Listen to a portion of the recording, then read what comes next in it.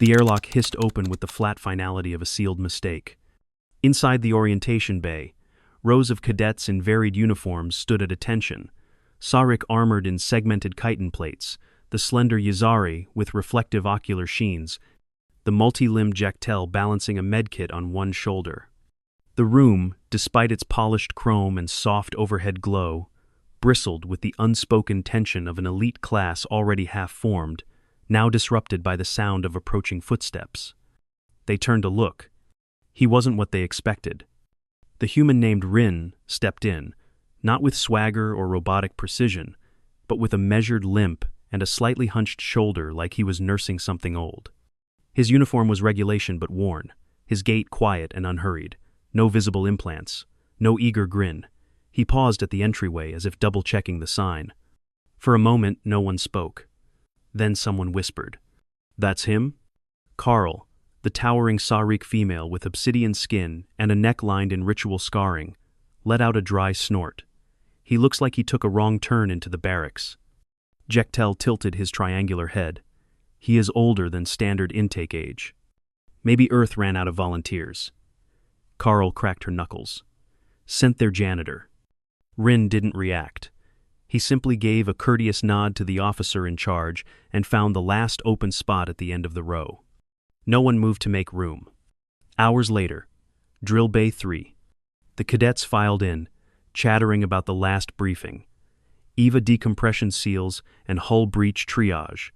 The typical excitement of theory before chaos. Rin hung at the rear, tapping something into his personal terminal. His fingers moved slowly, with care, pausing often, observing.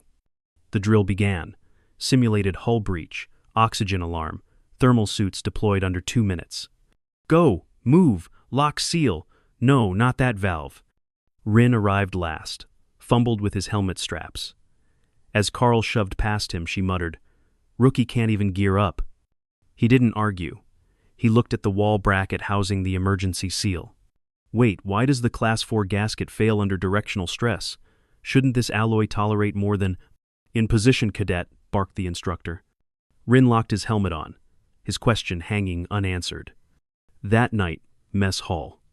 The usual noise, clattering trays, low-lit gossip. Rin sat alone, poring over schematics projected above his plate. Carl's voice carried across the room. Manuals are for cowards. Instinct's the true measure. She bit into a nutrient block like it owed her money. Several cadets laughed. Maybe Earth needs books to fight. Another added. Jektel, sitting silently nearby, glanced at Rin's screen.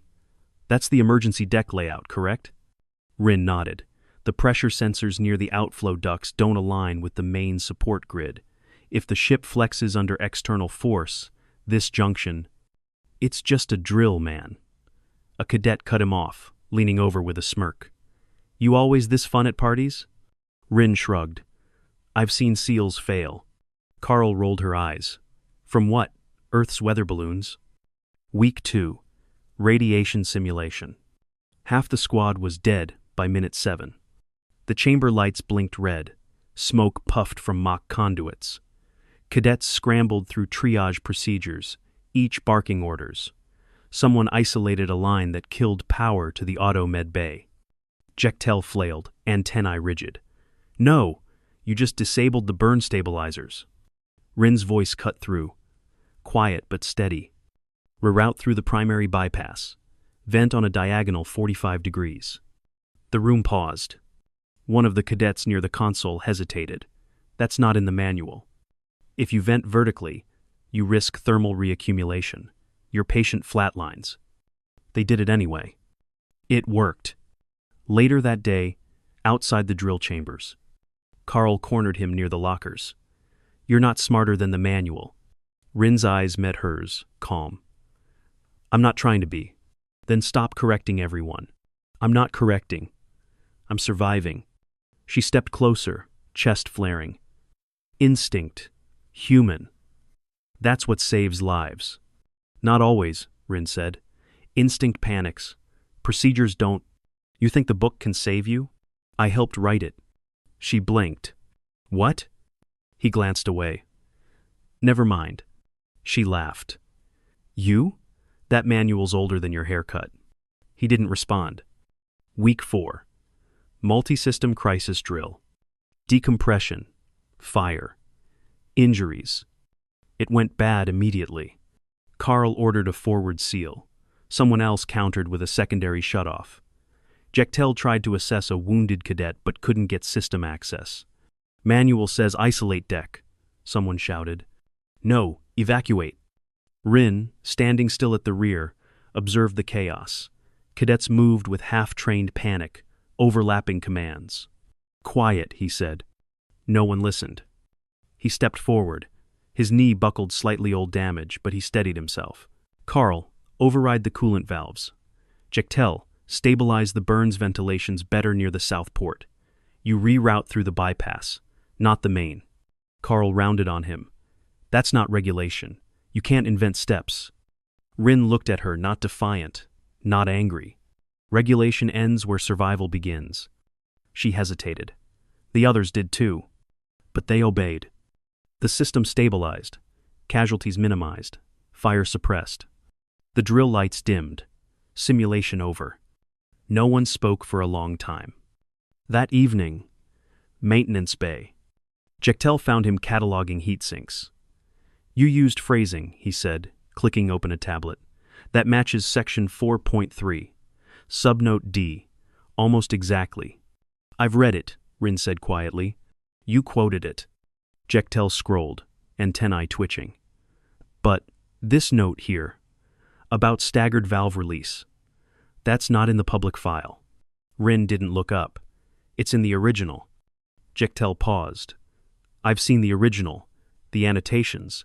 They were in Terran Standard, in your handwriting. The silence swelled. You wrote the manual. Rin exhaled slowly, eyes distant. Not alone, but, yes, the parts you actually use, those were mine. Jektel's arms lowered. Why pretend? Rin looked at the floor. Because knowing theory isn't the same as surviving. He pulled his sleeve back. Scar tissue lined his arm. Faint, raised, old burns. Slices that had healed unevenly. Jektel's gaze lingered, and he nodded once. Carl didn't speak to him that night, but her glare was gone. The first time the class bled for real was a stupid accident during low-gravity conditioning. A Yazari cadet misjudged a torque flip and pinwheeled into a bulkhead. The impact split the skin along his brow, a clean gash that bled freely in shimmering beads that drifted away like red planets. Carl reached him first with warrior efficiency, clamping a palm over the wound. The cadet thrashed. Jektel pulled a kit from his harness, but the latch stuck and the case spun in the air. Rin moved slower than everyone, but with a straight line in his decisions. He palmed the kit from the air like he had been catching floating objects his whole life, popped it open with an old thumb habit, and nodded to Carl. Pressure is good, but angle your hand. He needs his airway clear. The Yazari coughed and drew a steady breath. Rin anchored his boots to the deck, floated close, and cleaned the wound with saline. He did not fuss or narrate the way some medics did. He inspected for foreign bodies with a quick sweep. He checked pupils for the bright, uneven sign of a brain bleed. He asked the cadet how many fingers he was holding up, and what his name was, and where they were. Concussion watch for 24 hours, Rin said. Close the cut with 4 sutures. Brow lines heal well if you follow the resting tension. Jektel's hands steadied. Local anesthetic? Low dose. He is thin for his height. He will metabolize faster than a Terran baseline. The sutures went in straight. Neat. The cadet blinked, grateful, and drifted away to the restraint couch with a bandage that looked like a white new moon. Carl watched Rin as if seeing him from a new angle. Where did you learn brow lines? Rin wiped a bead of blood from his wrist.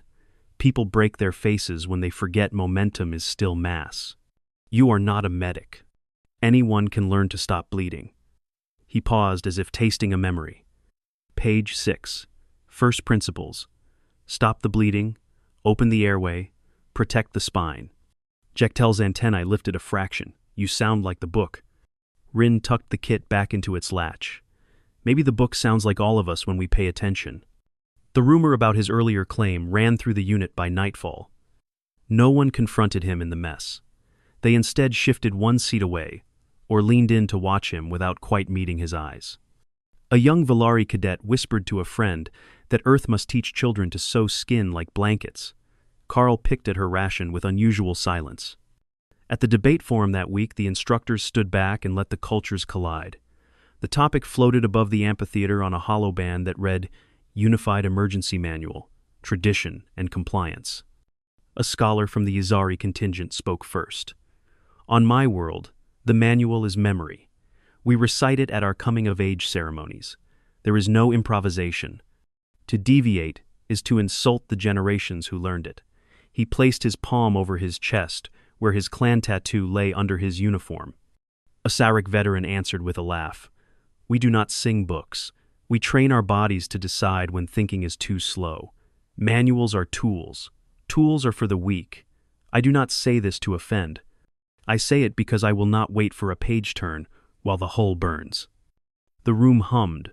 A crescent medic lifted a hand to speak about safe bounds of improvisation. Jektel pointed out that certain steps avoided well-known cascade failures across many species. A younger cadet raised a legitimate dilemma. On my home ship, authority is inherited. If the manual contradicts the officer, who decides? Rin sat in the second row quietly, hands folded, eyes on the hollow band. He did not volunteer. A few cadets glanced at him as if bracing for an opinion. He kept his face unreadable. When the facilitator finally called his name, he stood without performing a preamble. You were all right, he said. A manual is memory. A manual is a tool. You cannot wait for the book when air is already thin. You also cannot trust instinct when instinct is fear. The book is a map. A map is not the ground. A ripple of discontent moved through the Sarik. Carl shot a challenge across the room that ended in a crooked smile that almost looked friendly. The next day the drills did not ease. The academy had no interest in harmony. Harmony was for graduation speeches. The instructors stacked scenarios with visible glee, and the walls themselves seemed to hiss with minor catastrophes. They threw a storage bay decompression at dawn. The floor shuddered like something breathing under the plates.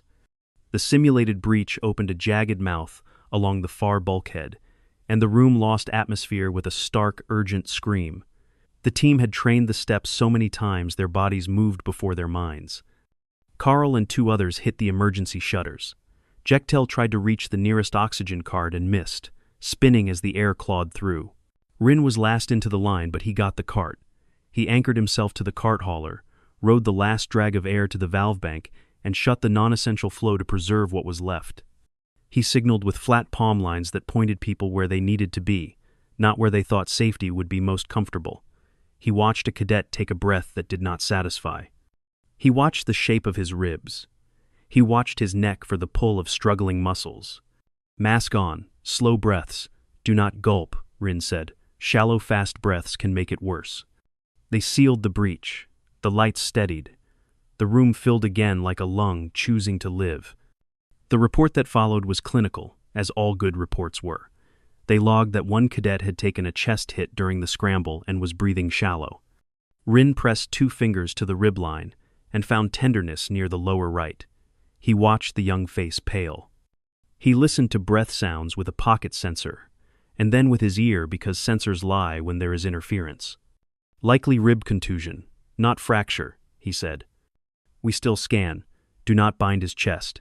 You will make him work harder to breathe. Give pain control so he can breathe deep enough to clear the bases of the lungs. The cadet blew out a breath and nodded, grateful in the way people are when pain is seen and named but not dismissed. By midday, the instructors layered fire. Real heat would be reckless, so they made the air bite with a caustic analog that stung the throat like an electrical sore. The scenario was an electrical fire that had ignited a storage rack of adhesives. The rules said depressurize to starve the fire. The space had a living being inside who could not tolerate vacuum. Foam is better, Jektel called, already racing. Foam will make the fumes heavier, Carl countered, already wrenching a panel for a manual shutoff. Split the difference, Rin said. Vent low, foam at the top to slow heat transfer. Open the upper microvents to dilute. A cadet at the console frowned. That is not in our procedure list. It is in your ship, Rin said. You all keep asking the book what the room wants. Ask the room. They did. The fire died without taking the oxygen with it. The trainee inside came out coughing, but breathing. Rin sat him down and had him talk in full sentences to clear any soot that might settle in his bronchial tree.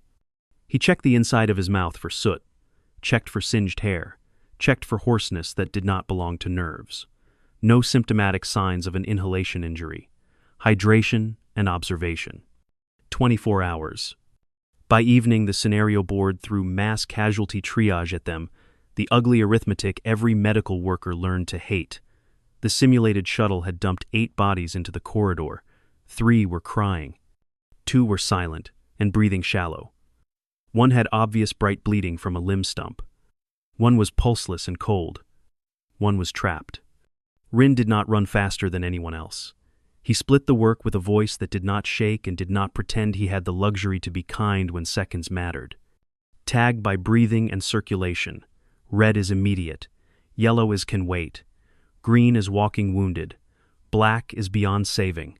Do not lose 2 lives trying to save 1 who is already gone. He could feel the room resist the last part. He hated it as much as they did. He moved anyway. The bright bleeder first. Tourniquet high and tight. Direct pressure. Confirmed that the tourniquet stopped the distal pulse and the bleeding. Pain control. Oxygen. A quick note for surgical follow-up. They would not give liters of fluid into a container that had holes. They would give enough to keep a conscious person conscious. The silent breathing one next. He opened the airway with a chin lift and saw vomit clotting the back of the throat. He turned the head, cleared the mouth, and watched a breath come. He listened to a lung that did not sound equal. He watched the trachea sit a little off-center. He did not like that. He told Jektel to prep for a needle decompression if the pressure in the chest climbed. They did not rush the needle.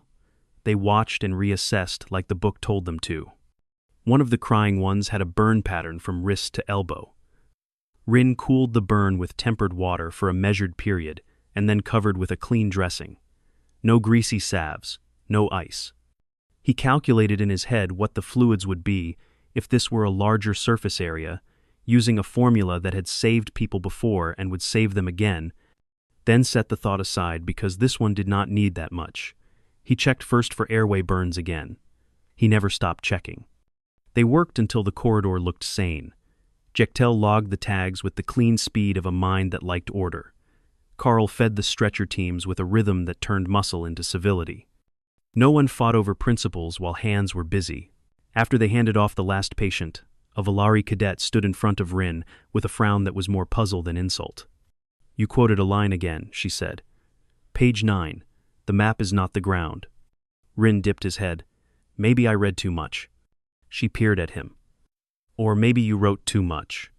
Carl drifted in from the side. "If you did, why hide it?" Rin rubbed his thumb over an old callus. He looked at the ceiling for a count, then brought his eyes back down like a man calibrating to a room he did not want to control. "If I am a name on a cover, you will trust the name instead of your own hands. If I am a quiet cadet who asks why the seal fails at the wrong angle, you might learn to ask it too." Carl stared at him for a long second. "Your way insults instinct." "My way protects it," Rin said. "Instinct is what is left after you survive enough to build a second nature. You earn it. Manuals borrow it until you do." She gave a low sound that might have been respect trying to find a door. The Academy announced the final simulation the next morning. The holo band called it multi-system failure with combined casualty load. Start time dawn tomorrow. Expected duration 6 hours under stress. Jektel found Rin in the quiet of the observation deck that night, where the stars were a soft spray beyond a pane so thick it looked thin. Rin's shoulders were stiff, as if the day hung from them like extra weight. "I kept your secret," Jektel said. "You should know I did not keep it because you asked. I kept it because the class is changing without the confession." Rin nodded. "Thank you." "Your injuries are older than most cadets," Jektel said. "Your knee, your shoulder, the burn lines. You will not be our fastest. Will you be present tomorrow?" "I will be present." "Do you need stabilizing straps for the knee?" "I have them." Jektel let the quiet sit. "I will ask you something I have wanted since I saw your handwriting. Why did you join the cohort instead of the faculty?" Rin watched a station light blink like a heartbeat in the dark. Because pages do not argue with you, people do. If the book is going to grow, I need to know where it fails when real voices read it. Jektel said nothing for the space of a breath. Then I will read tomorrow into you, and I will tell you when your shoulder stops obeying. Rin smiled for the first time that day. It changed his face, made him look younger in a way that did not erase the years. Deal. At lights out, the ship held its breath. In the bunk room, Carl wrapped her hands in cloth the way Sarik did before a fight. She glanced across the row to Rin's bunk. He lay on his back with a brace on his knee and a folded manual on his chest. Not the public copy, but a version with the spine cracked and the corners worn down to softer curves. His eyes were open. He did not sleep for a long time. When morning came, the halls smelled faintly of sanitizing sprays and nerves. The class assembled without chatter. The instructors stood in a line like a jury. A single tone sounded, steady and unsentimental. Begin. The bay doors opened on a scene that looked nothing like training. The boards lit with too many red icons. The coolant alarms sang. A casualty report flashed. The lights pulsed. Somewhere in the cascade of information was the right order of steps that would pick the system apart like a knot that only looked impossible. Carl turned instinct into posture and lifted her chin. Jektel touched the medkit on his shoulder. The rest of the cadets tightened straps and swallowed. Rin tightened the strap on his knee brace by one notch and drew a breath that did not try to be brave. He let it out like a man clearing his chest for work. Move, he said. We will write today in clean lines. They moved. The first scream of steam came from high and to the right. The smell of hot synthetic coolant pushed into their noses like a warning they could taste.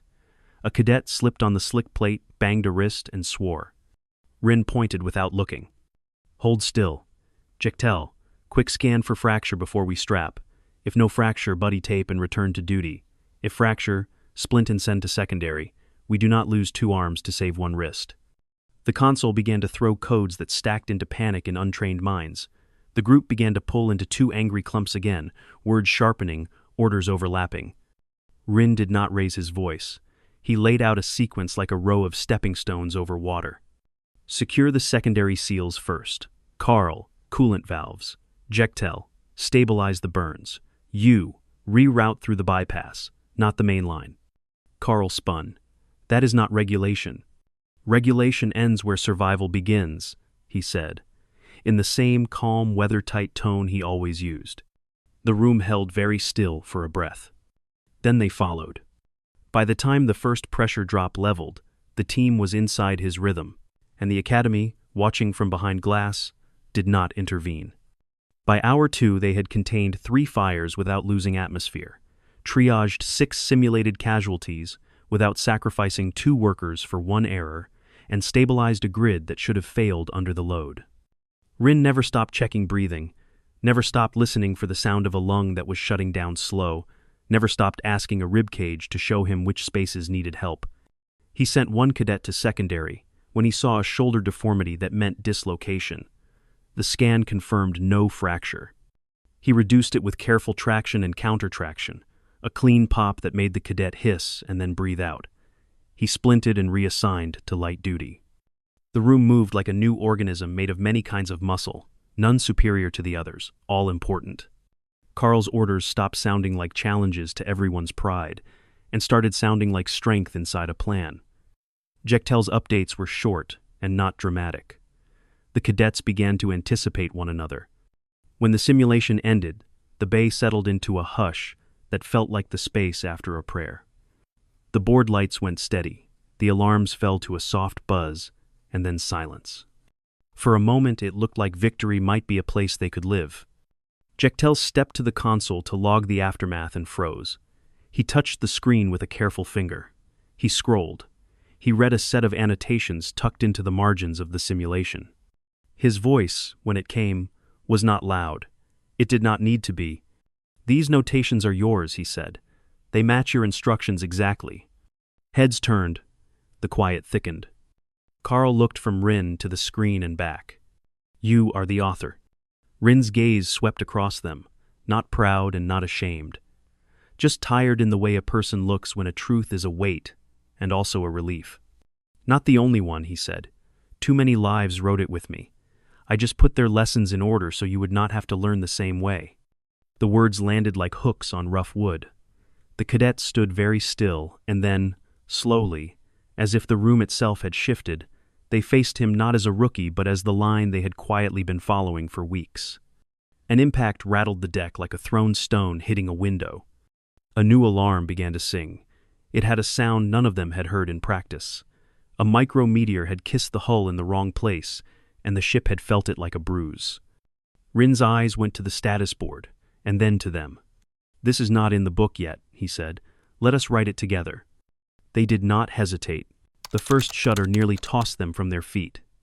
It wasn't simulation foam or programmed light this time.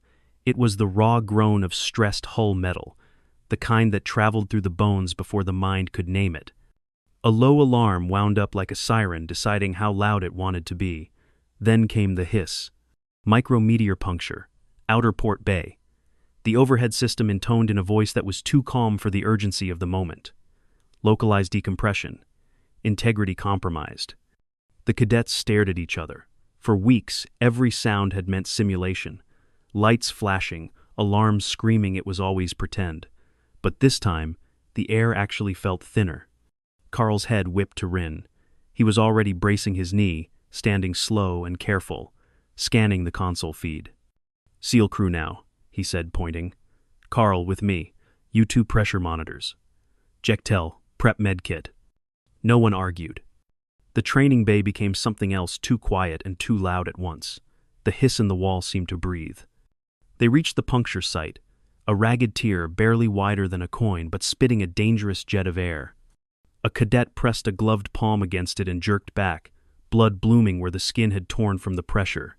"Glove breach," Rin called. "Expose the wound." The cadet peeled back the suit. A neat slice ran across the fleshy web of his hand, bleeding in pulses. The boy's face paled. "Sit, hand above your heart, Carl, compression dressing." Carl moved faster than the boy's panic. She pressed the sterile pad, wrapped tight, then glanced at Rin for confirmation like a soldier asking her commander. "Good," Rin said. "We'll scan for tendon damage later. For now, he'll keep his fingers." The cadet swallowed, nodded shakily, and let Jektel secure him with a sling. Rin turned to the hole. The sealant patch kit was standard, but he ran his hand over the wall first, eyes closed. Hull's flexing more than it should. Pressure differentials uneven. If you slap the patch wrong, it'll blow. We need a support plate. One of the cadets blinked. "Support plate? That's not—" Rin cut him off with a glance. "Manual hasn't caught up to stress warping this alloy. Cut me a section off the cargo frame, size of your chest plate." The cadet obeyed. They pressed the makeshift reinforcement over the puncture, then set the sealant patch on top. The hiss stopped. The silence after it felt like a held breath released. The alarm didn't hit. The board lit again, this time flashing power flow instability, reactor cooling. Jektel's voice carried from the console. The impact damaged a coolant conduit, reactor temperature rising. Carl clenched her fists. "So we fight fire now, too." "Not fire," Rin said. "Steam, which is worse." They sprinted. Engineering bay. The place was alive with noise pipes rattling, coolant vapor spitting like an angry snake. A cadet stumbled back from a hot spray, his arm blistering in seconds. The smell of cooked synthetic coolant filled the room, making eyes water. "Down," Rin barked, shoving him behind a console. Jektel cool burns with sterile water, then cover dry. No ice, no ointments. "I know," Jektel replied, antennae twitching furiously as he worked. Rin's eyes swept the pipes. He tapped one with a wrench, listening like a mechanic from a forgotten century. "Pressure's building in the secondary loop. If it blows, we lose half the bay." "Procedure says isolate the loop," a cadet said, pulling up the manual on his display. "Isolate it, and you starve the main pumps. Reactor cooks faster." The cadet hesitated. "So what do we do?" Rin pointed. "We reroute through the auxiliary bypass. It was meant for testing cycles, but it'll handle flow long enough to drop temperature." "That's not regulation. Neither is being dead." The words carried, heavy and sharp, and no one challenged him again. They wrenched the bypass open. Steam roared, then faded as the pressure found a new home. Alarms steadied to amber. The reactor core temperature began to crawl down instead of up. But the victory was short. The ship jolted again, smaller impacts peppering the hull like stones against a tin roof. "Field's thick," Carl growled. "We're in a shower." The console confirmed. Multiple breaches across secondary decks. One cadet whispered what they were all thinking. "We don't have enough bodies to plug them all." Rin's answer came steady, not cruel but real. "Then we prioritize. We save the decks that keep us breathing. We lose the others." A silence fell, broken only by alarms. The cadets looked at one another. Weeks ago they would have argued, quoted regulations, shouted about honor or instinct. Now, they moved. Hours into the crisis. The work was endless. Seal one breach, another opened. Cool one pipe, another hissed. Jektel triaged burns and fractures with hands that shook but never slowed. Carl carried broken beams barehanded to clear trapped cadets. Rin moved like a man who had done this before too many times, his limp worsening as the brace strained, his voice steady even when his body wasn't. At one point, he dropped to one knee by a collapsed conduit, where a young cadet was pinned. The boy's leg bent wrong, blood soaking his boot. "Compound fracture," Rin said. He pressed gauze over the wound, speaking evenly though sweat dripped down his jaw. "You'll need surgery later, but right now we need to keep that bone from tearing your artery." He wrapped the leg, applied traction with two cadets pulling steady. The bone slid back into alignment with a sickening sound. The boy bit down on his sleeve to keep from screaming. "You'll walk again," Rin said quietly. "Not soon, but again." The boy managed a nod, tears streaking his face. By the time the meteor storm passed, the ship was scarred but alive. Systems stabilized, pressure equalized. The cadets slumped where they stood, sweat-soaked and bloodied, staring at the wreckage they'd contained. The instructors entered, silent. They had been watching the whole time, eyes unreadable. One of them finally spoke. "Cadets, simulation, terminated." "No simulation," Carl snapped, chest still heaving. "That was real." "Yes," the instructor said. "And you lived." The cadets looked around at each other, then at Rin. He leaned against a bulkhead, breathing hard, knee visibly swollen under the brace, but his eyes were clear. "This chapter," he said softly, "wasn't in the book, but it will be." Jektel straightened, antennae lifting. "You'll write it?" Rin gave the smallest smile. "We all will." The ship's corridors still smelled faintly of burned insulation. Hours had passed since the meteor shower, but the academy had not resumed routine. Instructors moved through the halls without their usual indifference, whispering clipped reports into comms. Entire sections were cordoned off for repair crews. The cadets had been ordered to rest in the infirmary wing, though most looked too restless to close their eyes. They sat in a line of stretchers and recliners, patched with bandages and slings, sharing a silence that felt thicker than fatigue. Rin sat apart, his knee braced in a compression wrap that had swollen stiff. Jektel had insisted on imaging it. The scan had shown no fracture, but a clear ligament sprain, weeks of recovery before full function returned. "You should not walk without crutches," Jektel told him, handing over a pair. Rin shook his head. "If I use them now, they'll listen to the crutches instead of me." "You are stubborn," Jektel said, but he didn't argue further.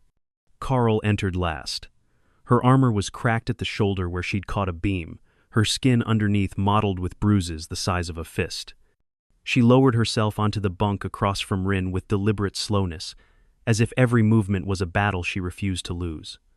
For a long moment she said nothing. Then finally, "You gave orders like someone who had no business being in our ranks, and I obeyed." Rin glanced at her, but didn't answer. Carl clenched her jaw. "Instinct tells me to hate that, but instinct is not always right." She exhaled, a low rasp, and inclined her head in something close to a warrior's bow. "You were the spine we followed." The other cadets shifted, some nodding, others just watching. Even the young ones who had once laughed at his questions now looked at him like the ground he walked on held maps they hadn't known to read. The door hissed open. The instructor stepped inside 3 of them, crisp uniforms unwrinkled despite the chaos.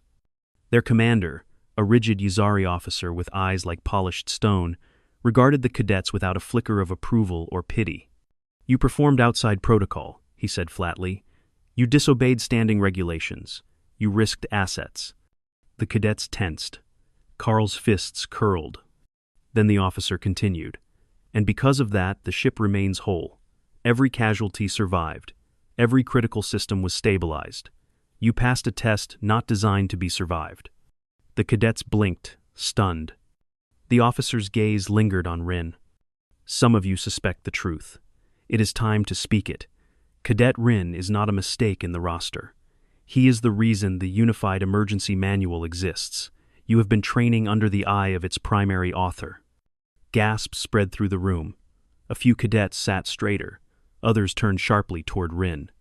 Carl stared as though seeing him for the first time again. "You, truly?" Rin's expression didn't change. "Names on a manual don't matter. Lives do." The commander cut in. "That is not your choice, cadet. The Academy decided years ago that experience must be distilled for those who come next. He was brought here not to teach you, but to see if the manual still lives in your hands when the walls close in." The room was silent.